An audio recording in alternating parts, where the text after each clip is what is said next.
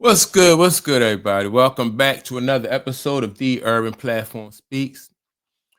Make sure to like and subscribe as you tune into the channel and check out the content. And with that being said, man, I want to speak on this situation that's going on with Stephen A. Smith and the young lady Molly Karam, who recently abruptly quit from ESPN, the First Take show.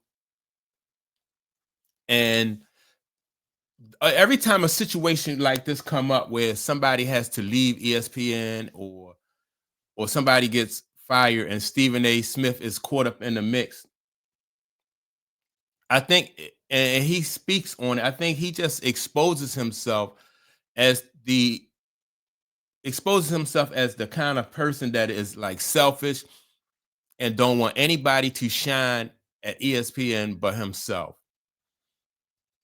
And that came true. Like it was obvious with Max Kellerman when Max Kellerman was there, and some of the guests that came on the show really they people who like the show like and appreciated Max Kellerman more so than they did Stephen A. Smith. And Stephen A. Smith couldn't take that, so he wanted Max out of there. He got Max out of there, right?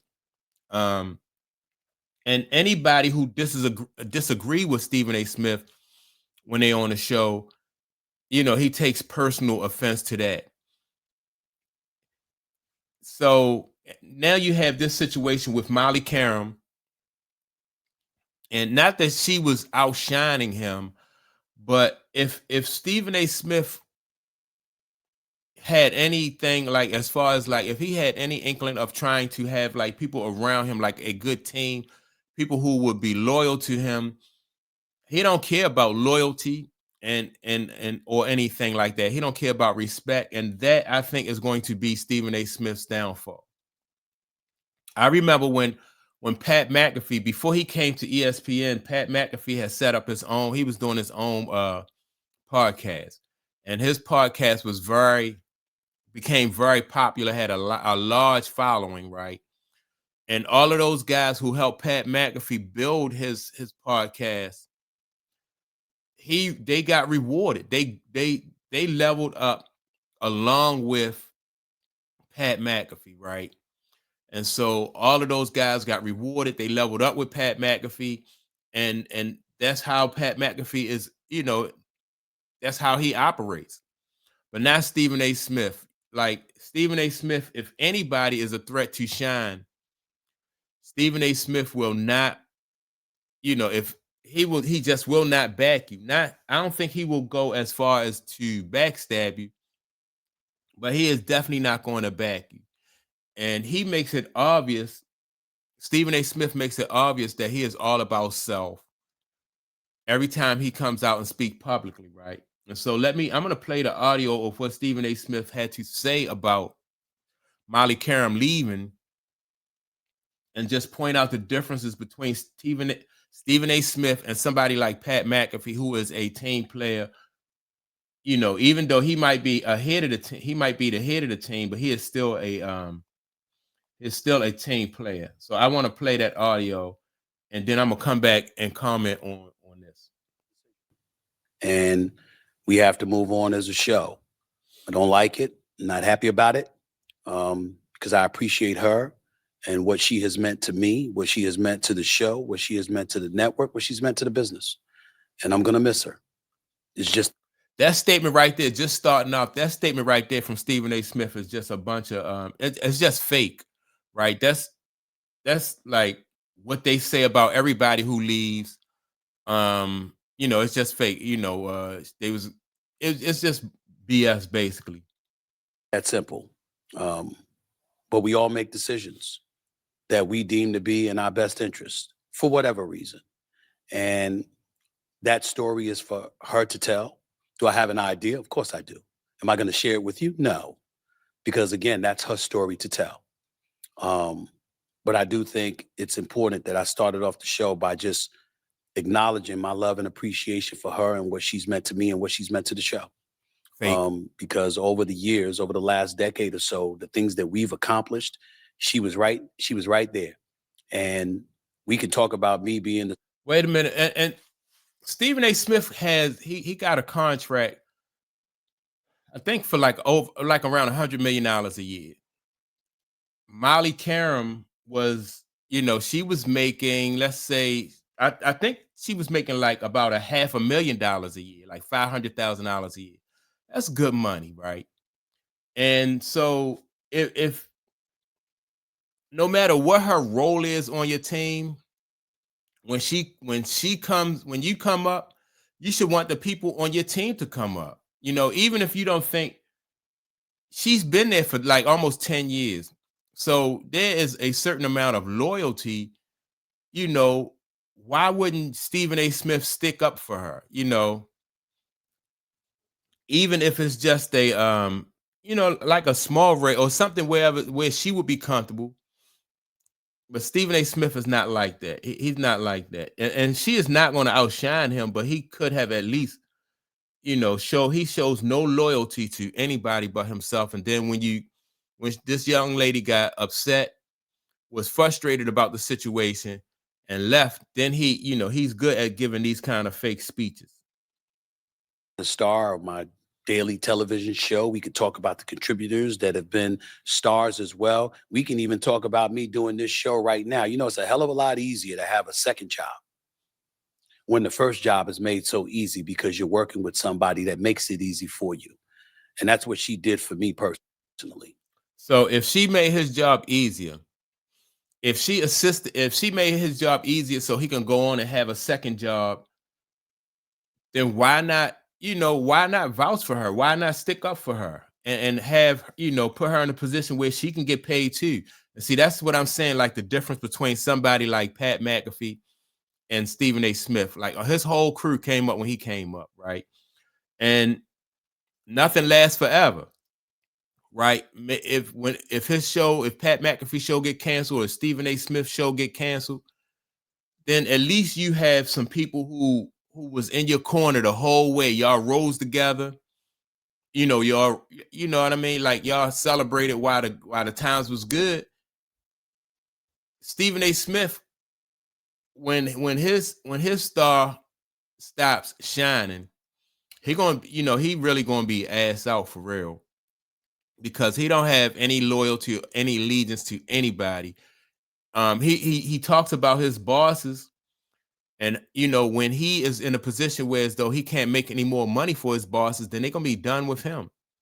And they know what kind of person he is, so they really not gonna be. He wanna prove his allegiance and his loyalty to them, but he is only good for them to them when he can do something and make them some money. Other than that, they don't really care about Stephen A. Smith.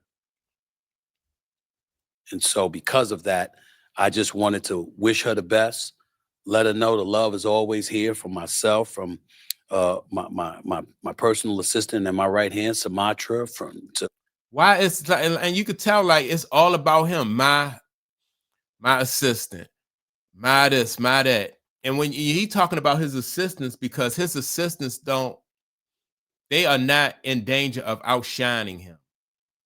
So it's my assistants and my staff and my this and my that.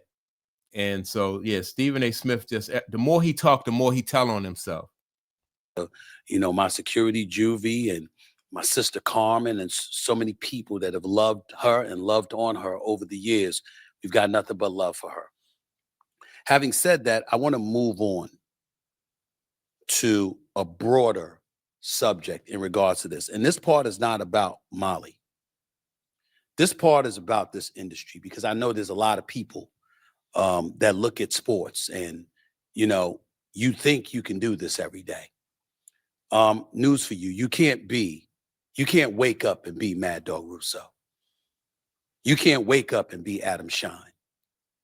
You can't wake up and be Stephen A. More BS. I think all you have to do is wake up and be yourself. And he's talking about like these guys are not independent. They like Mad Dog Russo and Stephen A. and the guy Adam Shine. All they have to promote and present a certain narrative. They can't be themselves on there. They can't really like Stephen A. Smith. he even says himself, he wake up and he think about how much money he can make for his bosses. So in order to do that, you can't, you have to think about your customer. Your boss is your customer, and you have to do what they want you to do. You have to say what they want you to say. It's not about what Stephen A. Smith wants to say. So again, Stephen A. Smith is he a piece of work, Jack. It takes work. It's not just about what you know, it's about what you know about your audience and how to deliver a product to an audience that they're receptive to and they want to embrace and they want to magnetize themselves to moving forward. We're looking at an age with podcasting, folks with their own YouTube channel, everybody aspiring to be their boss, their own boss, and make their own decisions. But in the end, we all have people to answer to. And I know this subject is piggybacking off of what has transpired with Molly's abrupt resignation, per se. But it is important to point out that guess what? It doesn't have to be about her. But when you have negotiations and you're talking with people and you're going back and forth and you're hearing things that you may not want to hear or feeling things you may not want to feel, even though you're valued, even though people acknowledge those kind of things, we live in a world where we have to grow up. And again, I'm not talking about Molly here, but I'm watching, and I've been watching over the last several years, people in this business fall by the wayside because we forget that all of us ultimately answer to people. We don't get to define our own value. We don't get to define. That statement right there. We don't get to define our own value. So if we don't get to define our own value, that means that somebody else determines like what your value is. And so if somebody say that you're worthless, is he saying that if somebody says that you're worthless, then you really are worthless? Yeah, man, it's this Stephen A. Smith is just like every time he talk, he just proves that he is, he has no loyalty to anybody, and really not even his bosses. Because if Stephen A. Smith and his bosses probably understand this better than most people, if there was a way for Stephen A. Smith to get around or go over top of his bosses and have more success without them, he would do that too. And they understand that. And so when Stephen A. Smith, like I said, when they have no more use for Stephen A. Smith, then they'll get rid of Stephen A. Smith. But I don't know if that's ever going to happen. But I can bet that people who work at that network with Stephen A. Smith, he probably don't have a lot of friends. He don't have a lot of friends. And so yeah, I don't know. Let me see. I'm gonna listen to a little bit more than well, basically what he goes on to say is that what he's always said is he wake up and he think about how he can make his bosses some money, and basically if he needs to step on somebody else to do that, then he gonna do that. If he has to dim someone else's light, stand in somebody else's way of success, he'll do that. I think that, no matter what people think about Molly Karam, like people say that she was just a moderator. She didn't deserve money, right? But if anybody should have stood up for her, it should have been Stephen A. Smith. They've been together for 10 years, for almost 10 years. So it's easy for people on the outside who don't work with Molly, or people who might say, she don't really add nothing she don't really add anything to the show. But maybe we could say the same thing about Pat McAfee show. Like you might see somebody else on there, somebody on Pat McAfee show who's been on his staff for years, and we don't know what they do behind the scenes, or we don't know how Pat McAfee personally feels about this person that he has on his staff, how they support him, and how he might respect what they bring to the table. And so he's going to look out for them and be like, look, he gonna have to come up too. He been here since day one with me, so he gonna have to come up too. You didn't see Pat McAfee get a contract with ESPN and then he start cutting some of his staff. These guys came up with him. So this is not how Stephen A. Smith operate. And I think that this operating like this is going to bite Stephen A. Smith in the backside in the long run. So that's my take on it, man. Y'all make sure to like and subscribe. Don't forget to leave a comment, and I will check you all out in the next episode.